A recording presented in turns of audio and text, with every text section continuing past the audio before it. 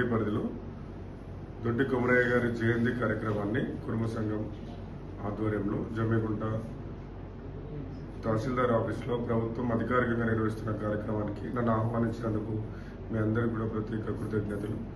దొడ్డి కొమరయ్య గారు బడుగు బలహీన వర్గాల అభ్యున్నతి గురించి, రైతాంగ పోరాటం గురించి, అనేక పెత్తందారు వ్యవస్థ నుంచి ప్రజలను విముక్తిపరచడంలో తెలంగాణ రాష్ట్రంలో తొలి అమరుడిగా ఉన్నటువంటి దొడ్డి కొమరయ్య గారి జీవిత చరిత్రను కూడా పాఠ్య పుస్తకాలలో చేర్చే విధంగా ప్రభుత్వం జయంతి కార్యక్రమంతో పాటు ఇలాంటి తెలంగాణలో ఉన్నటువంటి చాలా మంది పోరాట యోధులని రానున్న భావితరాలకు తెలంగాణ రాష్ట్రం ఏర్పడ ముందు ఎలా ఉంది, ఏర్పడ్డ తర్వాత వారికి తెలవాలంటే వీళ్ళందరి జీవిత చరిత్రని పాఠ్యపుస్తకాలలో చేర్చాలని, మరి అలాగే ఇక్కడ ఉన్నటువంటి కుటుంబ సంఘం సంబంధించిన నాయకులు దొడ్డి కొమరయ్య గారి విగ్రహ ఏర్పాటు కూడా జమ్మిగుంట పట్టణ మున్సిపాలిటీ పరిధిలో ఎక్కడైనా స్థలాన్ని కేటాయించమని చెప్పి వారు అడగడం జరిగింది. వారి విజ్ఞప్తి మేరకు జమ్మిగుంట కౌన్సిల్ ఒకరోజు దాన్ని కూడా చర్చలో తీసుకొచ్చి తప్పకుండా ఇలాంటి పోరాట యోధులకి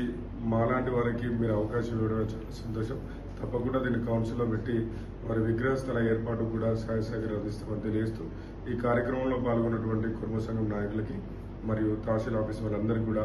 ప్రత్యేకంగా ప్రభుత్వం జయంతి కార్యక్రమాన్ని అధికారికంగా నిర్వహిస్తుంది కనుక ప్రభుత్వానికి కూడా ప్రత్యేక